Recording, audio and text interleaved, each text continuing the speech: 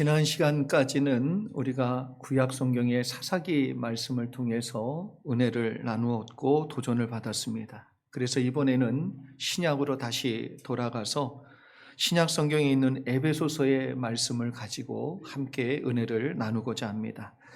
에베소서 강해를 선택한 이유가 몇 가지가 있습니다. 사실 에베소서는 수많은 종교 개혁자들에게 영향을 주었던 성경 중에 하나입니다. 그래서 많은 믿음의 선진들이 또 믿음의 귀한 선배들이 은혜를 받고 사랑했던 성경 중에 하나가 바로 에베소서 말씀이지요. 특별히 우리가 잘 아는 존 칼빈 종교 개혁자입니다. 그런데 이 사람에게 큰 영향을 주었던 성경 중에 하나가 바로 에베소서다 이렇게 얘기합니다. 왜냐하면 칼빈은 스스로도 가장 좋아하는 성경이 에베소서 말씀이다라고 고백할 정도로 칼빈의 신앙에 큰 영향을 주었던 성경이 바로 에베소서이지요. 또한 존 낙스와 또 현대로 오면 조나단 에드워드, 마틴 로이드 존스 목사님까지 우리가 이름만 대면 다 아는 그러한 믿음의 위인들 또 존경받는 분들이 에베소서를 복음의 진수가 담긴 보석이다라고 얘기하고 말하고 있습니다. 그만큼 에베소서는 복음의 핵심이 담겨져 있는 성경이고요. 그리고 복음의 능력과 은혜가 무엇인지, 그것이 얼마나 커서 얼마나 위대해서 우리로 하여금 능히 세상의 고난을 이길 만큼 힘을 주는 능력의 말씀인지를 얘기해 주고 있습니다.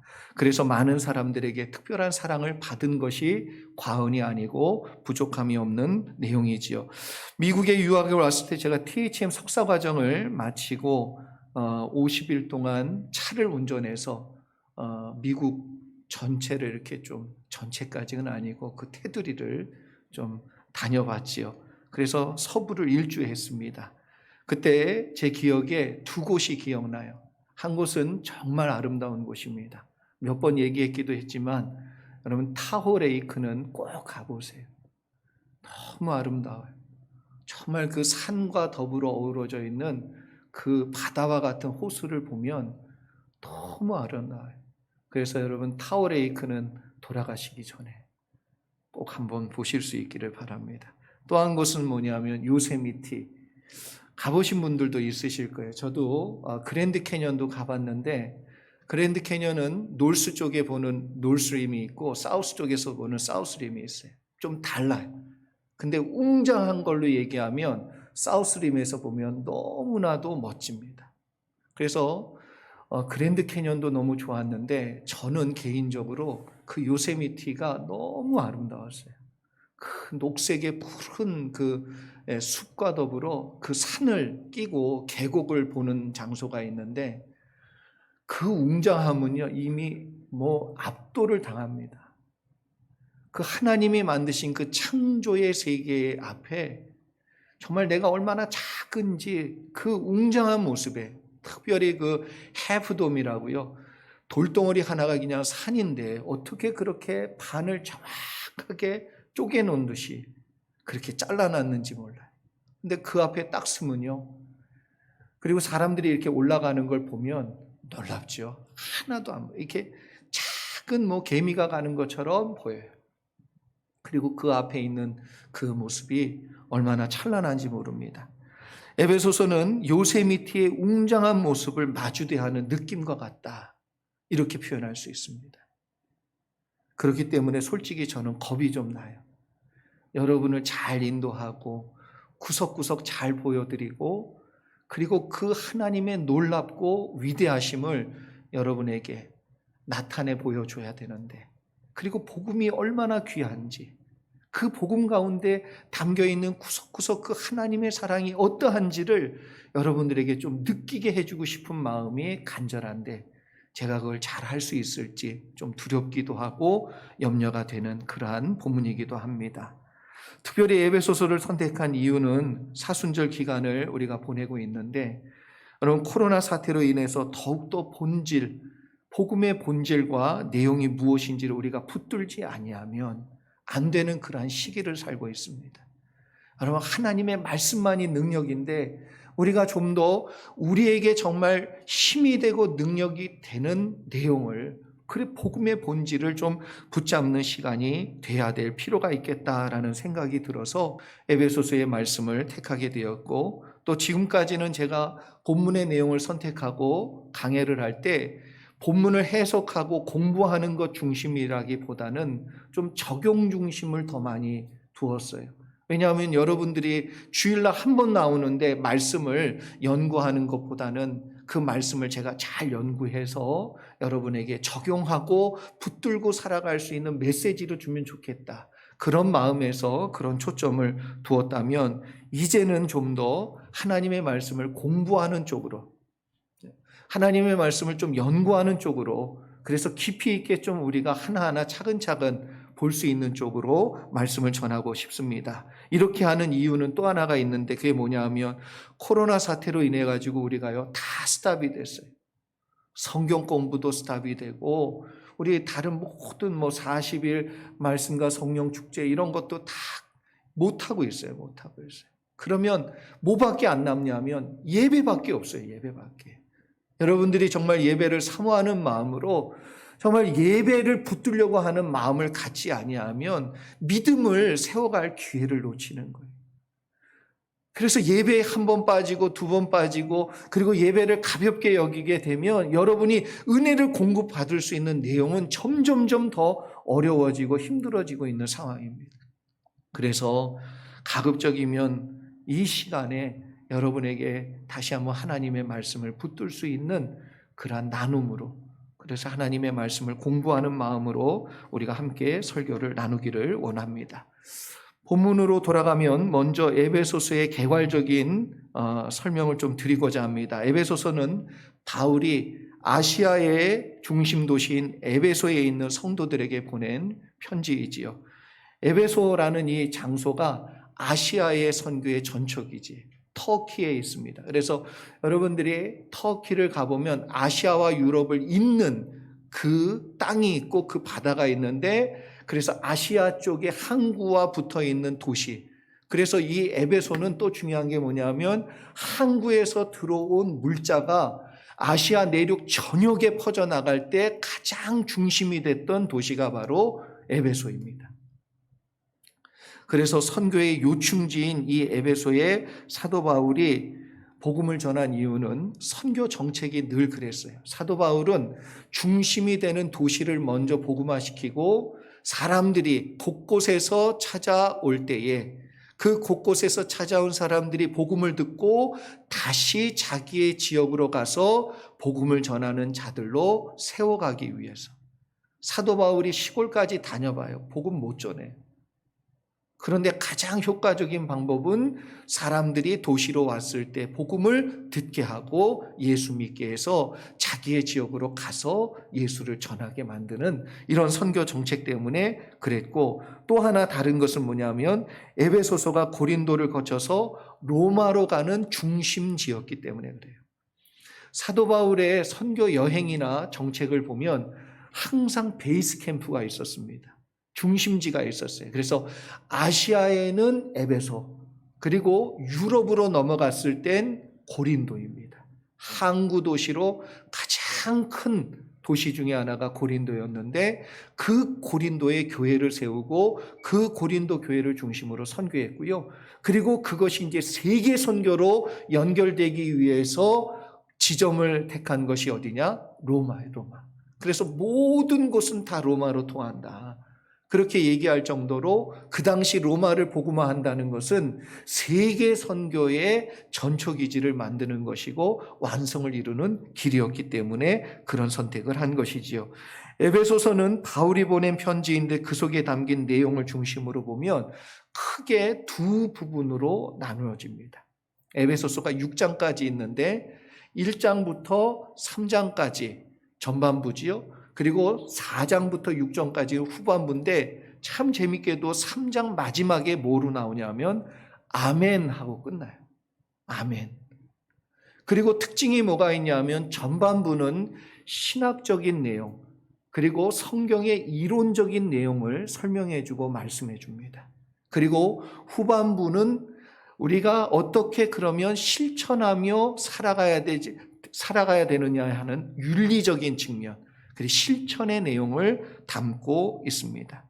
그래서 사도 바울이 이렇게 편지를 쓴 것은 비단 에베소 교회를 위한 편지에만 그런 것이 아니고 사도 바울의 여러 편지의 내용 중에 나타나는 특징이라는 거예요. 그래서 전반부는 어떤 말씀의 원리, 신앙의 원리, 그리고 복음의 내용에 대해서 강조하고 후반으로 갈수록 그렇다면 우리는 복음을 따라 어떻게 살아야 되느냐 실천의 내용을 강조하고 말씀해 준 것이지요. 여기 우리 믿는 자들은요, 그래서 삶의 내용에 있어서 뚜렷한 형식이 있고요, 폼이 있어요. 그게 뭐냐면 말씀에 근거한 믿음 생활이에요.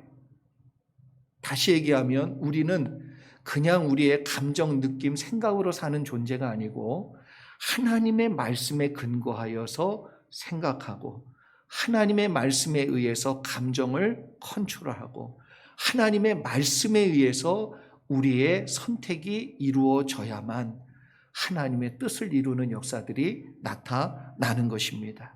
여러분, 이것을 항상 사도 바울이 생각했기 때문에 그 편지 가운데 그는 전반부에는 항상 말씀의 원리를, 복음의 내용을 전했고 후반부에는 그 복음으로 우리가 어떻게 살아야 되는지를 강조하고 말씀한 것이지요. 먼저 하나님의 말씀에 그래서 기초를 세우는 일은 여러분 대단히 중요합니다. 무엇을 하기 이전에 내가 그리스도인답게 사는 것, 더 나아가 하나님의 뜻을 이루는 것, 하나님의 은혜를 받는 것, 이 모든 것을 시작하기 전에 가장 먼저 세워야 될 기초는 뭐냐? 말씀 위에 서야 돼. 말씀의 원리 위에 서야 하는 것입니다. 그래서 어떻게 살아야 되느냐 보다도 먼저 말씀이 세워져야 그 다음에 말씀의 기초에 서서 살 때에 하나님의 인도하심과 또 동행하시는 역사가 분명히 나타나는 것이지요. 그리스도인의 삶은 여러분 도덕적인 것이 기준이 아닙니다. 그리스도인의 삶은 착하게 사는 것도 아니에요. 그게 기준이 아니에요. 엄밀히 얘기하면 이건 다 누구로부터 시작되냐 하면 나로부터 시작하고 내 기준이에요. 여러분, 착하다는 거 내 기준 아니에요? 남이 볼 때는 안 착해. 근데 나는 착한 거예요. 남이 볼 땐 도덕적이고 윤리적인데 내가 볼 때는 아닌 거예요. 다 누구의 기준입니까? 도덕과 윤리와 착하다는 그 마음까지도 다 뭐예요? 내 기준이에요, 내 기준. 그렇기 때문에 우리는요, 우리의 생각과 가치관의 기준이 말씀에서 출발해야 돼요. 믿는 자의 삶의 기준은 첫 번째도 말씀이고요, 마지막도 말씀이어야만 합니다. 말씀에 근거하고 말씀이 기초가 되어야 우리가 순종하는 그 순간 하나님이 함께 해 주시는 역사들이 나타나요. 변화의 역사가 일어나고요, 채워짐의 역사가 일어나고요, 생명의 역사가 일어나고요, 주님이 함께 해 주시는 임마누엘의 복이 그 가운데 분명히 드러난다는 것입니다. 특별히 1장부터 3장까지의 내용을 가장 먼저 우리가 좀 살펴보면 형식으로 보면 어떤 형식을 띄어서 메시지를 주느냐, 예배의 폼을 가지고 예배의 형식을 가지고 메시지를 전해주고 있고 그리고 표현해주고 있어요.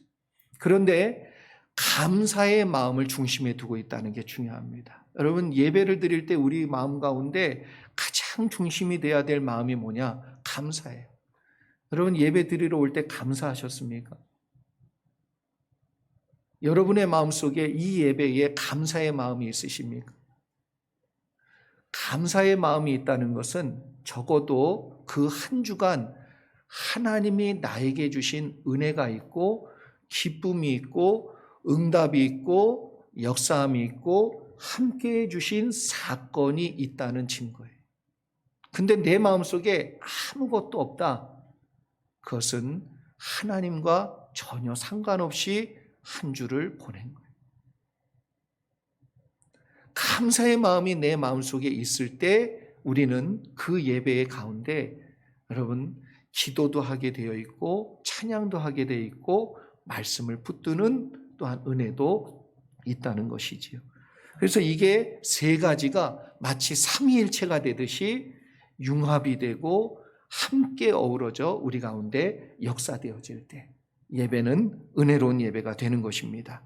어떤 사람은 기도는 많이 해요. 그런데 다른 건 다 등한시하는 분이 있어요. 이런 분들을 보면 어떤 기도를 나중엔 드리고 있냐면 자기가 원하는 것만 기도해요. 그리고 자기 중심적으로 구해요. 너희가 구하여도 얻지 못하는 것은 정욕에 쓰려 한다. 다 뭐예요? 내 속에서부터 출발하는 기도밖에는 없기 때문에 내 속에서 나오는 말로 기도하는 것이기 때문에 그 기도가 깊어질 수가 없어요. 그래서 기도만 너무 강조하시는 분들을 보면 말씀이 너무 약해요. 그리고 찬양도 없어요. 그리고 어떤 분들은 기도도 없고 말씀도 없고 오직 찬양만 해요. 찬양만. 여러분, 이 찬양은 누구를 위한 찬양입니까? 그래서 말씀과 기도가 없는 찬양은 그 찬양을 받으시는 대상자이신 하나님을 놓쳐버리는 실수를 범해요. 자기들 좋아서 부르는 노래인 거예요. 찬양이 아니고 자기들 흥겨워서 부르는 노래로 전락해버린다는 거예요.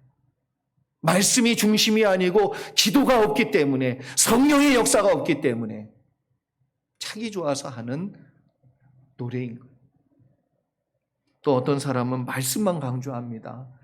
기도도 없고 찬양도 없고 말씀만 강조하니까 이 사람은요, 무미건조한 신앙이 돼요. 딱딱해요, 신앙이. 품어줌도 없어요. 사랑도 없어요. 용서도 없어요. 마치 율법주의자처럼 정죄하는 것만 있고 따지는 것만 있고 이야기하는 것만 이 속에 계속 가득 차는 거예요. 그래서 감동과 은혜도 없고 열정까지도 사라집니다. 여러분 한번 생각해 보세요. 내 안에 지금 예배에 대한 열정이 사라져 있다. 그것은 무엇 때문에 그렇습니까? 이런 내용과 구조를 머릿속에 두고 여러분 요세미티 웅장한 그 경관을 우리가 보듯이 수많은 믿음의 선진들 또 믿음의 거장들이 감탄했던 이 에베소서를 저와 여러분이 함께 살펴보면서 깊은 은혜를 받는 그리고 우리의 심령이 세워지는 축복이 있기를 주의 이름으로 축원합니다. 먼저 1절로 우리 말씀 같이 보죠. 1절 말씀 먼저 같이 봅니다. 성경을 펴서 여러분의 성경으로 우리 공부하듯이 한번 보지요. 함께 읽습니다. 시작. 하나님의 뜻으로 말미암아 그리스도 예수의 사도된 바울은 에베소에 있는 성도들과 그리스도 예수 안에 있는 신실한 자들에게 편지하노니. 아멘. 사도 바울은 항상 자신이 쓴 편지 앞에 하나님과 예수 그리스도의 뜻으로 말미암아 이 하나님의 뜻으로 되었다. 이걸 강조하고 또 강조하고 계속해서 말을 하고 있습니다. 다른 말로 하면 하나님과 예수 그리스도로 말미암아 내가 콜링을 받았다. 소명을 받았다. 이런 얘기를 고백을 편지 가운데 시작에 두고 있습니다. 사도 바울 가운데도 여러분 어려움이 많았어요. 복음을 전했던 사도 바울인데 하나님께서 순탄하게 해주시고 아무 고난이 없고 아무 힘든 일 없이 다 됐느냐? 안 그래요. 사도 바울만큼 고난과 비난과 욕과 비판과 그 얼마나 많이 당했는지 몰라요. 40에 하나 감하는 매를 맞았고 그리고 풍랑을 만나 죽을 뻔했고요. 핍박하는 자들이 있었어요. 그게 외부에서도 있었지만 내부에서도 뭐라고 얘기했냐면 사도 바울이 사도냐? 사도성을 의심해가지고 계속해서 사도 바울을 비난합니다. 심지어는 오해를 해요. 사도 바울이 헌금을 받아다가 그것을 예루살렘 교회의 어려움을 위해서 그가 헌신한 것을 사람들이 어떻게 비방했냐 하면 저 사람 돈 그냥 받아 먹고 사는 거 아니냐고. 그래서 사도 바울이 그걸 없애기 위해서 텐트 메이커를 해요. 이렇게 여러분 이 정도 되면요 솔직히 얘기합니다. 내가 나조차고 이런 일 하느냐는 거예요. 안 하고 말지. 하고 싶겠어요? 네? 나조차고 이거 하는 겁니까? 그런 거 아닌데도 불구하고. 그래서 사도 바울도 그런 도전이, 그런 낙심이, 그런 아픔이 있을 때마다 왜 인간인지라 절망하지 않고 왜 그만두고 싶은 마음이 없었겠냔 말이에요. 제가 목사 안수 받을 때 아버님 같은 목사님께서 제게 해주신 말씀이, 최전도사, 하나님께서 콜링한 거 맞아? 그러시더라고요. 제가요, 그때 엄청 시험 들었어요. 내가 목사님 보기에 한참 모자르나 보다. 자격 미달이구나. 그래서 내가 이걸 받아야 되나. 그런 생각을 하고 있을 때 이분이 얘기를 해 주실 때 이렇게 얘기하시더라고요. 목사가 되면 내려놓고 싶은 그 마음이 은퇴하는 때까지 계속해서 온다는 거예요.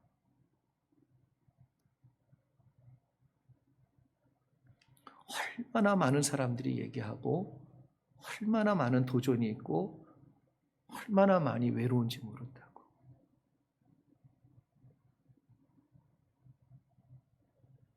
그래서 소명, 하나님이 불러주셨지. 하나님이 나를 이 일을 하라고 불러주셨고 이걸 맡겨주셨지. 그러니까 포기할 수 없다. 그러니까 끝까지 가야지. 끝까지 완성해야지. 이 마음이 그 콜링으로 다시 돌아가면 생긴다는 거예요. 하나님이 나에게 맡겨주셨기 때문에 쓰러져도 가야 되고 넘어져도 가야 되고 낙심해도 다시 일어나서 가야 되는 거예요. 왜? 하나님의 뜻이니까. 그래서 어떤 일을 시작하기 전에 여러분 우리는 방향부터 잡습니다.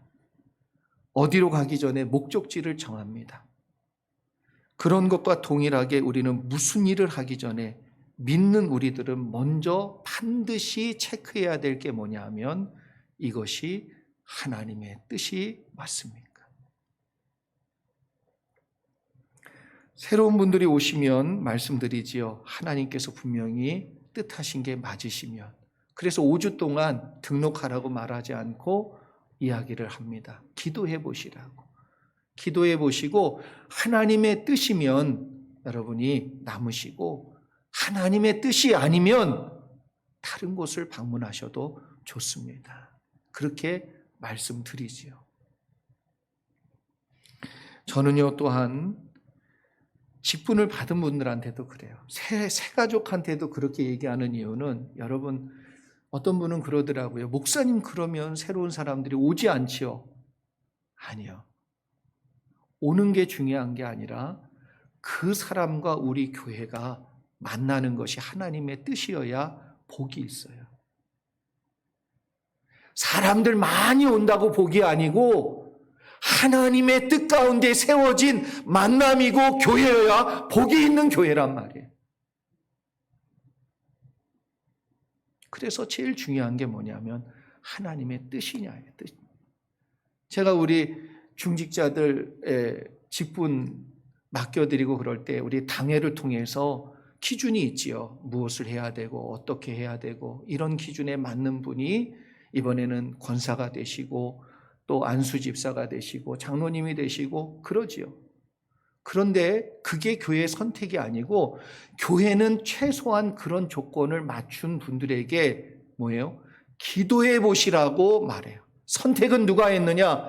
다 그분들이 하셨어요. 기도하고 안 하겠다고 하신 분 있고 기도하고 그래도 제가 부족하지만 하겠습니다라고 답하신 분들이. 그래서 자격은 하나님이 주시는 것이지 교회가 부여한 적이 없어요. 왜 그렇게 했냐면 나중에 사람들이 무슨 말을 하고 일을 하다가 뭐가 엉키고 잘못되면 항상 핑계대는 게 뭐냐면 내가 언제 한다고 그랬냐고. 교회가 시켜서 했지. 이러며 교회 탓을 해요.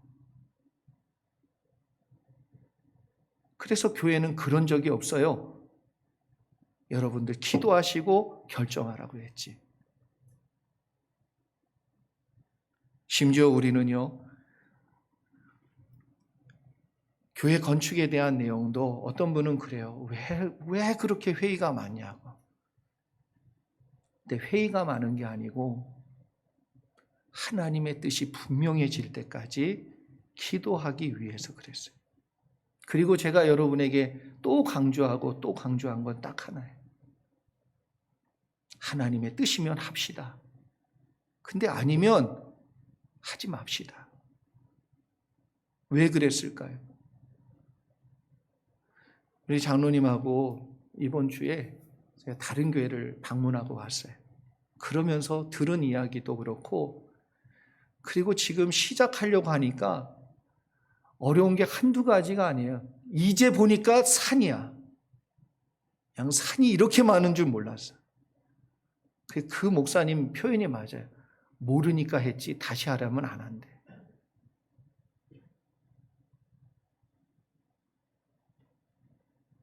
근데 힘들다고 어렵다고 산이 나타났다고 안 합니까?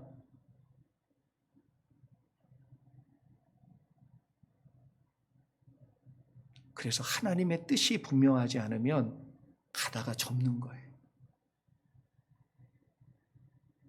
하나님의 뜻이 분명하면 그래도 가는 거예요. 하나님의 뜻이 보여질 때까지. 그래서 또 회의를 하고 또 회의를 한 것처럼 보이지만 또 기도했어요.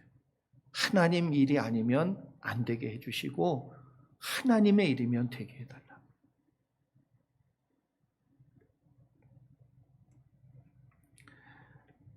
여러분, 무슨 일을 하든 무슨 선택을 하든 제일 중요한 첫 번째는 그래서 하나님의 뜻입니다. 사도 바울처럼 하나님의 뜻을 여러분이 먼저 세울 때 어떠한 고난 가운데도 믿음으로 다 이기며 하나님의 뜻이 여러분을 통해 이루어지는 축복이 임할 줄 믿습니다. 계속해서 바울은 편지를 받는 대상자들을 소개하는데 에베소에 있는 성도들에게 편지했다 이렇게 얘기합니다. 그런데 원문을 보면 그리스도를 믿는 성도로 나와요. 그런데 우리가 본 개역 개정에는 뭐라고 표현했냐면 신실한 자들. 그래서 1절 같이 한번 먼저 보죠. 다시 보겠습니다. 1절. 그래서 바울은 에베소에 있는 성도들과 그리스도 예수 안에 있는 신실한 자들에게 편지하노니, 나눠져 있는 게 아니라 뭐예요?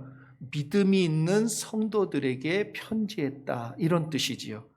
그래서 여러분, 우리가 잘 아는 대로 우리가 믿는다는 이 말, 그 말의 뿌리는 어디에서 출발하냐 하면 신실함에서 출발합니다. 하나님은 믿으시다, 믿을 만한 분이다. 왜 그렇습니까? 변화가 없으세요. 한 번 택하셨고 한 번 정하셨으면 하나님 바꾸시지 않으세요. 내가 배반하고 내가 뭐하고 내가 하나님은 변함없이 우리를 그 자리로 인도하시고 그리고 이끌어 가시고 완성해 내시는 분이십니다. 그 믿을 만한 분이 바로 하나님이세요. 신실함에서 나오지요. 그래서 영어에도 믿음을 faith. 그런데 신실하다는 말을 뭐라 그래요? faithful하다. 변함이 없이 꾸준히 그렇게 할 수 있기에 믿을 수 있는 거예요. 우리가 하나님을 믿는다 한다는 것은 뭐냐 하면 어떠한 상황과 환경 속에서 그걸 보지 아니하고 변함없으신 그 하나님을 바라보는 그 faithful. 그때 우리 가운데 역사하는 것이 믿음, faith예요.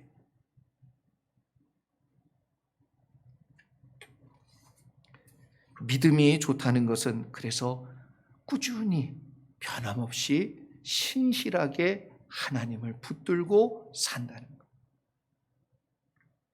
마음의 상태와 태도가 자주 바뀌고 흔들리는 사람을 보면 신실하지 않을 뿐만 아니라 솔직히 말하면 믿음이 없는 거예요. 믿음이 작동하고 있지 않는 거예요.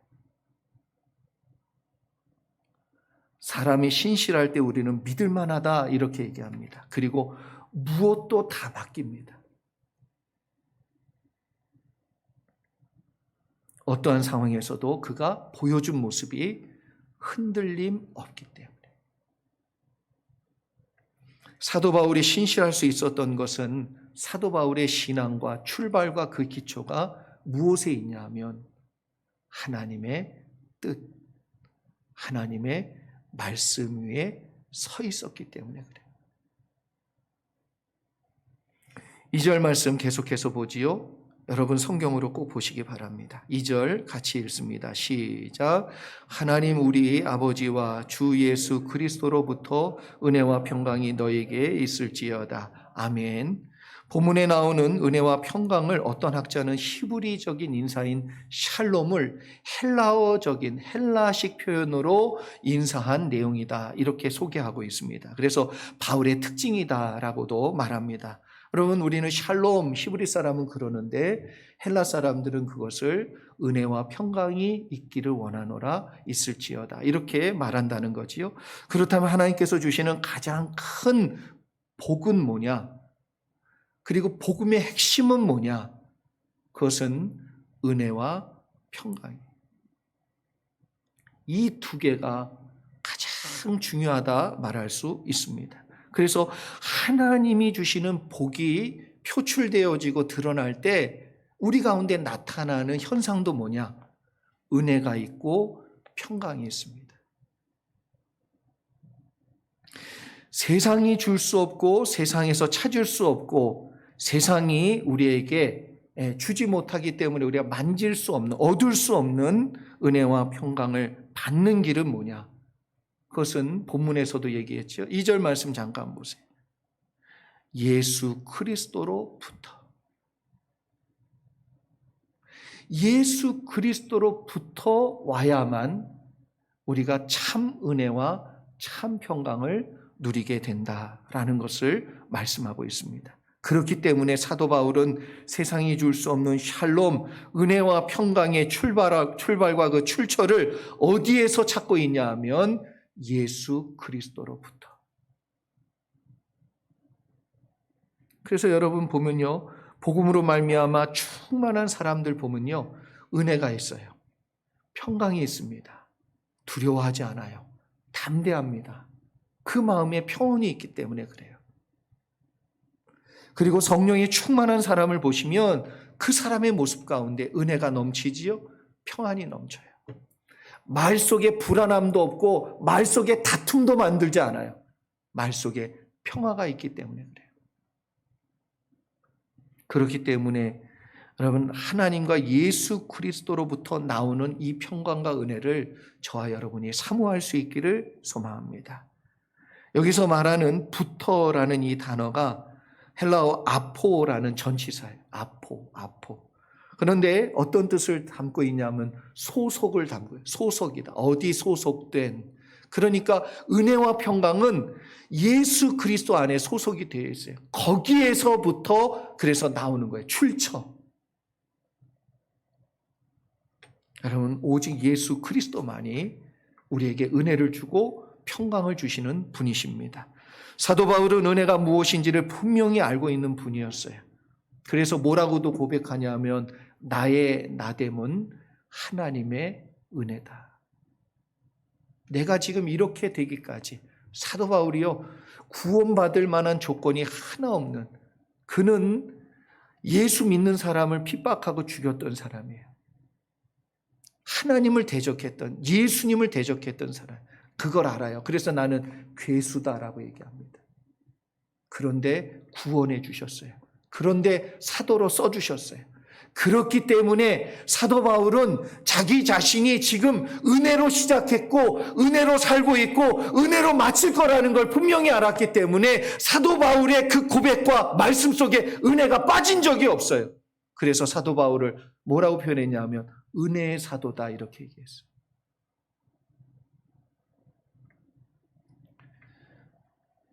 사도 바울뿐만 아니라 은혜 받은 성도들을 보면요, 은혜가 충만한 성도들을 보면 참 예쁘세요.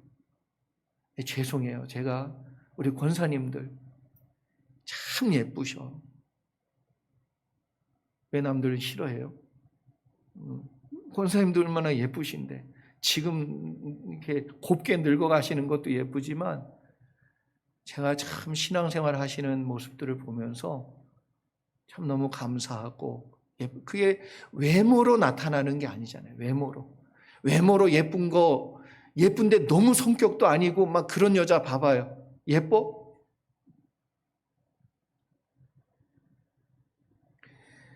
가난해도 좋고 부유해도 좋고 명예가 있어도 좋고 명예가 없어도 좋아요.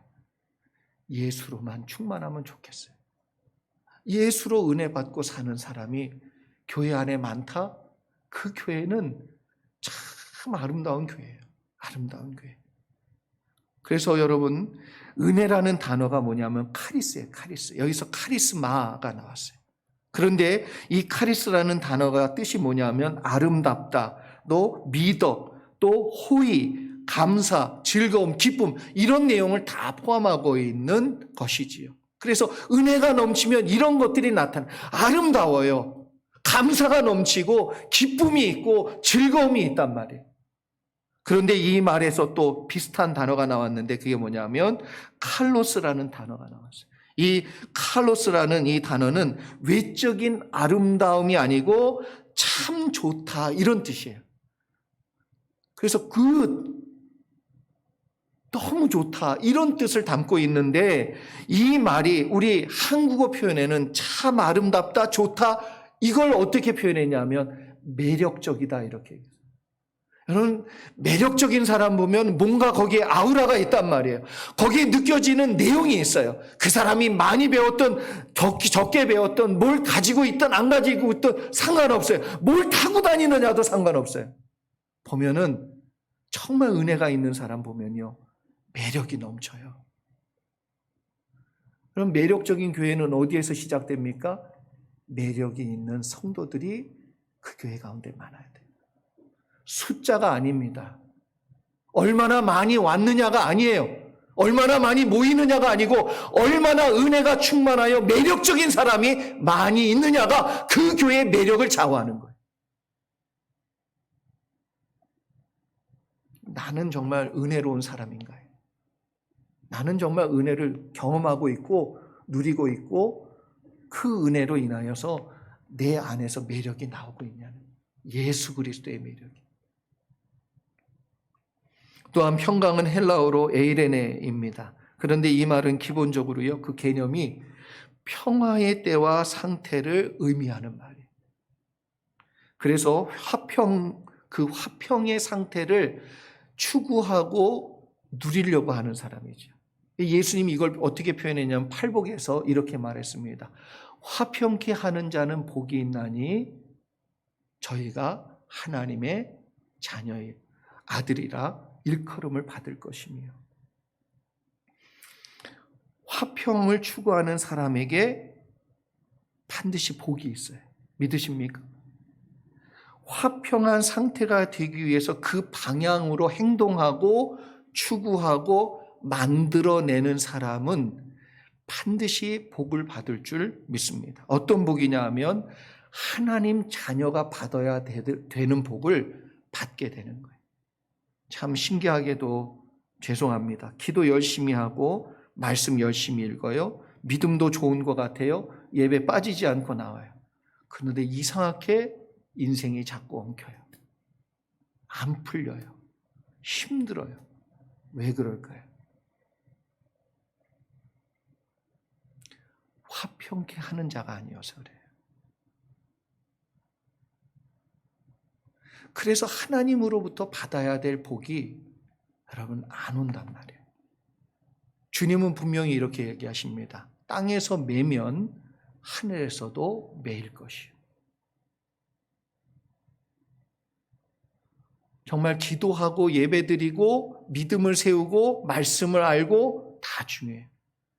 그런데 그 방향이 화평을 이루는 자가 아니면 하나님께서 은혜와 복을 나뉘어 주실 수 없다는 거예요. 하나님이 안 주시는 게 아니라 내가 막고 있어요. 그래서 여러분, 하나님의 일, 주님의 일, 여러분의 일, 모든 걸 되돌아보면 화평하기만 해도, 화평케 하려고 도모하기만 해도 일은 이루어지는 줄 믿습니다. 그래서 건축위원들은요, 일하려고 하지 마시고 화평을 도모해요. 우리 임원들은요, 일하려고 먼저 하지 마시고 화평을 도모하는 자들 되시기를 주의 이름을 축원합니다. 그러기만 해도 하나님은 우리에게 자녀들이 누려야 될 복을 나리워 주시고 경험하게 될 줄 믿습니다. 마지막으로 3절 말씀 함께 보지요. 3절입니다. 같이 한번 읽습니다. 시작. 찬송하리로다. 하나님 곧 우리 주 예수 그리스도의 아버지께서 그리스도 안에서 하늘에 속한 모든 신령한 복을 우리에게 주시되. 아멘. 사도 바울은 갑자기 찬양이 터져 나왔어요. 여러분 생뚱맞다 이렇게 생각해요. 무슨 말의 전개에 우선순위가 있고 그런데 인사 끝나자마자 찬송하리로다. 왜 그랬습니까? 그래서 성경은 문맥을 이어가지 않으면 해석이 안 되고 풀어지지가 않지요. 하나님으로부터 감동과 은혜와 기쁨을 얻을 때 사람은요 자신도 모르게 뭐부터 나와요? 찬양부터 나와요. 하지 말라 해도 찬양이 터져 나와요. 한 주 동안 내가 사는데 하나님께서 나를 만져주시고 내 문제를 해결해 주시고 내 병을 고쳐주시고 나와 함께 해주셔서 하나님의 역사가 드러났는데 그 사람의 입술 속에서 예배 가운데 찬양이 터져 나오지 않을 수가 없겠지요.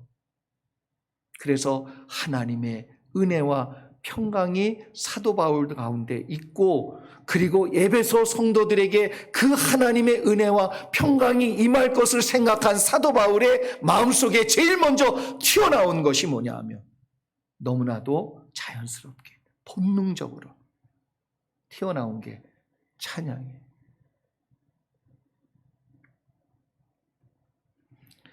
하나님 아버지와 예수 그리스도로부터 오는 은혜와 평강을 알게 되면요 우리는 찬양하게 되어 있습니다. 내가 찬양을 잃어버리고 있다. 그것은 주 예수로부터 오는 은혜와 평강이 부족하다는 거예요.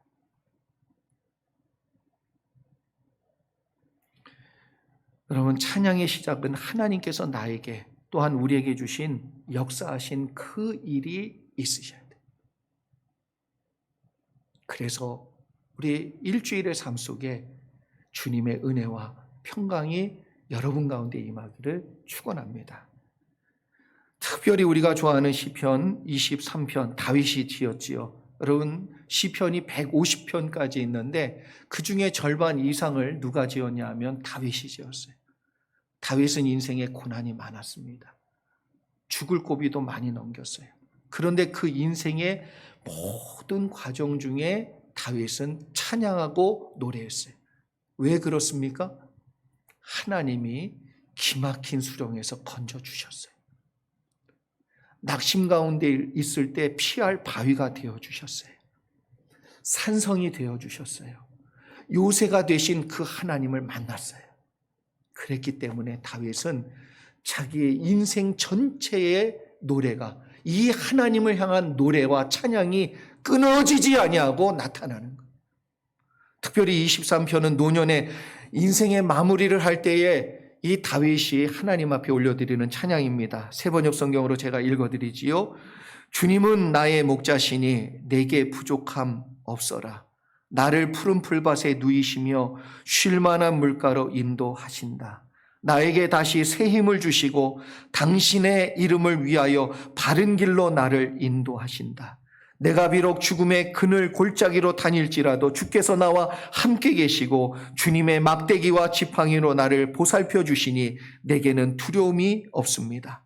주님께서는 내 원수들이 보는 앞에서 내게 잔치상을 차려주시고 내 머리에 기름 부으시어 나를 귀한 손님으로 맞아주시니 내 잔이 넘칩니다.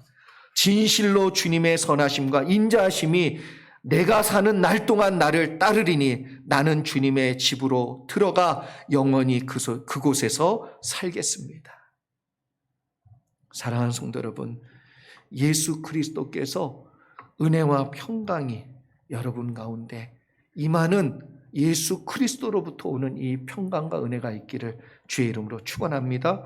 예수 그리스도와 그래서 오늘도 함께 하셔. 어떻게? 말씀 위에 서세요. 하나님의 뜻을 먼저 세우세요.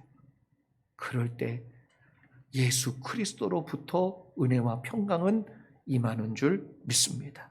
그래서 항상 저와 여러분의 삶 속에 찬양이 끊어지지 않는 그런 예배자, 그런 믿음의 종들 다 되시기를 주의 이름으로 축원합니다. 기도하겠습니다.